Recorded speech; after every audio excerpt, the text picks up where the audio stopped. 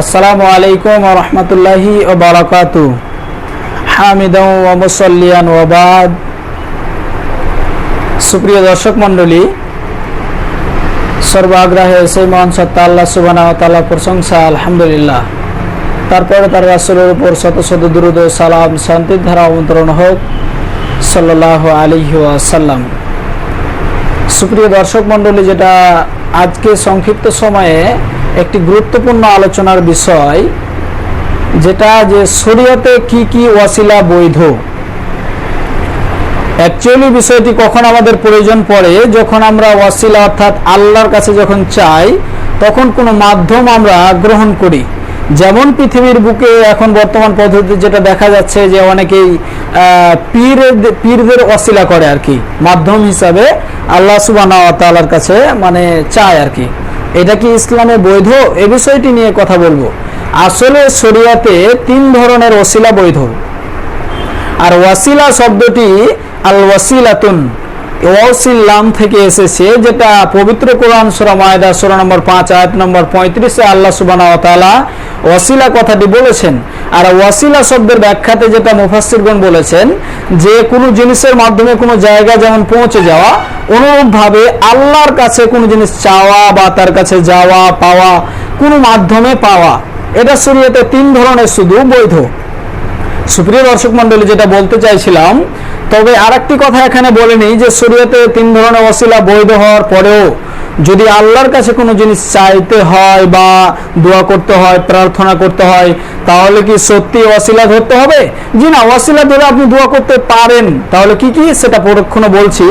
তবে ওয়াসিলা না ধরেও আপনি দোয়া করলে আল্লাহ সুবহানাহু ওয়া তাআলা তিনি পবিত্র কোরআন সূরা বাকারা আয়াত নম্বর 186 তিনি বলেছেন যে আমি সর্বাগ্রাহে যখন বান্দা আমার কাছে চায় তখন আমি রেডি। সুপ্রিয় দর্শক মণ্ডলী, যেটা বলতে চাইছিলাম, তাহলে আসি আমরা এক নম্বরে যেটা ওয়াসিলা করা বৈধ, যে আপনি আপনার সৎ আমলের উপরে মানে বলে আপনি ওয়াসিলা করতে পারেন। যে আল্লাহ সুবহানাহু ওয়া তাআলার কাছে ধরুন বলেন যে আমি প্রতিদিন তাহাজ্জুদের সালাত আদায় করি, তাই আল্লাহ সুবহানাহু ওয়া তাআলা তুমি এর বিনিময়ে আমাকে ক্ষমা করে দাও বা অমুক জিনিসটা দাও, এই বিষয়ে আপনি বলতে পারেন।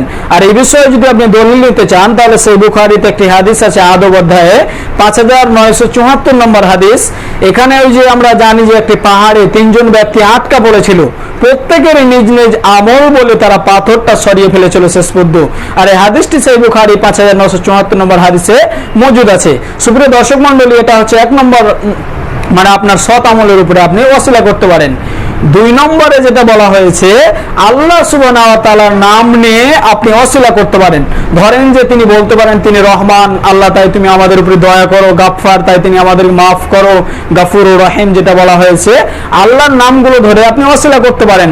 আর এ বিষয়ে আপনি দলিল জানতে চাইলে এখানে যেটা বলা হয়েছে যে আল্লাহর নাম ধরে যে ওয়াসিলা করবেন, এ বিষয়ে সূরা আরাফ আয়াত নম্বর 180-তে যেটা বলা হয়েছে, ওয়ালিল্লাহিল আসমাউল হুসনা ফাদউ বিহা, আল্লাহ সুবহানাহু ওয়া তাআলার অনেক সুন্দর সুন্দর নাম রয়েছে, তাই তোমরা আমার নাম ধরে ওয়াসিলা করো বা দোয়া চাও, এটাতে বৈধ রয়েছে। সুপ্রিয় দর্শক মণ্ডলী, এখানে আরেক কয়েকটি কথা বলে নিই। তাহলে এই যে আল্লাহ সুবহানাহু ওয়া তাআলার অনেক সুন্দর সুন্দর নাম রয়েছে, এর মধ্যে কি গড, ভগবান, ঈশ্বর, খোদা, এই নামগুলো কি রয়েছে? জি না, এগুলো নাম নেই। অথচ যেটা বলতে চাইলাম, যদিচ বিষয়টি বিতর্কিত হলেও আমরা এ থেকে দূরে থাকার চেষ্টা করব ইনশাআল্লাহ। এ কারণে যে আল্লাহর শব্দের মধ্যে এই খোদা শব্দটি নেই বা গড, ভগবান, ঈশ্বর এই কথাগুলো নেই, এ কারণে এ থেকে দূরে থাকাই আমাদের জন্য খুব উত্তম বা ভালো হবে। সুপ্রিয় দর্শক মণ্ডলী, আরেকটি কথা এখানে বলে নি যে আল্লাহ সুবহানাহু ওয়া তাআলার অনেক সুন্দর নাম রয়েছে। তার মধ্যে অনেকেই বলে যে শুধু কি 99টি নামে সীমিত, অর্থাৎ এতটি আছে আর চেয়ে নেই। জি না, 99টি নাম শুধু বিশ্বাস করা যাবে না, এর চেয়ে আরো একাধিক হাদিস মানে একাধিক তার নাম রয়েছে। শুধু 99টি পবিত্র কোরআন ও সহিহ সুন্নাতে মজুদ আছে, বাকিগুলো আল্লাহ সুবহানাহু ওয়া তাআলা এই বিষয়ে ভালো জানেন। এই বিষয়ে যদি আপনি হাদিস দেখতে চান যে আল্লাহর শুধু 99টি নাম সীমিত নয়, তাহলে মুসনাদ আহমদ 3712 নম্বর হাদিস এবং সিলসিলা হাদিসুস সহিহা আল্লামা নাসিরউদ্দিন আলবানীর একটি গ্রন্থ হাদিসে এখানে 199 নম্বর হাদিসে কথা মজুদ আছে। সুপ্রিয় দর্শক মণ্ডলী, 3 নম্বর ওয়াসিলা যেটা বৈধ, সেটা হচ্ছে যে আপনি একটা অনেকে এটা ভুল করে থাকে যে মৃত্যু ব্যক্তিকে কেন্দ্র করে ওয়াসিলা করে, যে এখন এমন আমাদের দিনী ভাইরা যারা দোয়া করে আল্লাহ রাসূল সাল্লাল্লাহু আলাইহি ওয়াসাল্লামকে ওয়াসিলা বা মাধ্যম বানিয়ে দোয়া করে। ওয়াসিলা শব্দের অর্থ সব সময় বলে আসছি যে মাধ্যম, এর মাধ্যমে পৌঁছে যাওয়া। সুপ্রিয় দর্শক মণ্ডলী, মৃত্যু ব্যক্তির নামে ওয়াসিলা চলবে না, স্বয়ং আল্লাহ রাসূল সাল্লাল্লাহু আলাইহি ওয়াসাল্লামের নামে ওয়াসিলা করলে অর্থাৎ তাকে কেন্দ্র করে তার মানে তাকে ওয়াসিলা বানিয়ে দোয়া করা এটা শরীয়তে বৈধ নয়।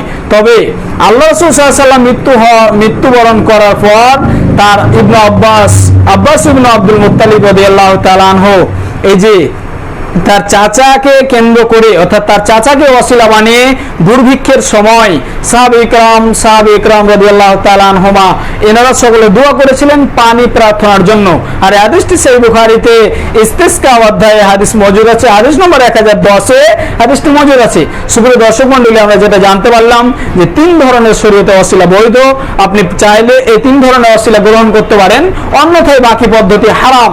সুপ্রিয় দর্শক মণ্ডলী, এখানে মোট কথা লাস্টে যেটা বলা হচ্ছে যে আল্লাহ সুবহানাহু ওয়া তাআলার পবিত্র কোরআন ও সহিহ সুন্নাতে যেটা বোঝা হয়েছে মৃত ব্যক্তির নামে ওয়াসিলা করা যাবে না কখনো।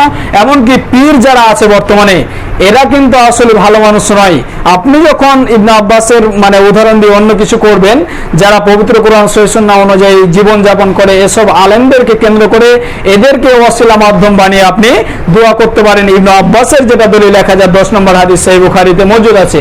সুপ্রিয় দর্শক মণ্ডলী, এতদূর বলে আজকে আলোচনা আমরা বেশি লম্বা না করে এতদূর বলে শেষ করতে যাচ্ছি। আল্লাহ সুবহানাহু ওয়া তাআলা যেন আমাকে সকলকে এর উপরে আমল করার তৌফিক দান করে, আল্লাহুম্মা আমিন। সুপ্রিয় দর্শক মণ্ডলী, আমার জন্য সকলেই দোয়া করবেন, আল্লাহ যেন সত্যি সত্যি একজন মানে খাদেম হিসেবে আল্লাহর খাদেম হিসেবে কবুল করে, আল্লাহুম্মা আমিন। সকলের জন্য আমার পক্ষ থেকে আন্তরিকভাবে দোয়া রয়েছে, আল্লাহুম্মা গফির লাহু ওয়ারহামহু। সুপ্রিয় দর্শক মণ্ডলী, এখানে আজকে আলোচনা শেষ করলাম। সুবহানাকা আল্লাহুম্মা ওয়া বিহামদিক, আশহাদু আন লা ইলাহা ইল্লা আনতা, আস্তাগফিরুকা ওয়া আতুবু ইলাইক। ওয়া সাল্লাল্লাহু আলা নবী ওয়া আসসালামু আলাইকুম ওয়া রাহমাতুল্লাহি ওয়া বারাকাতুহু।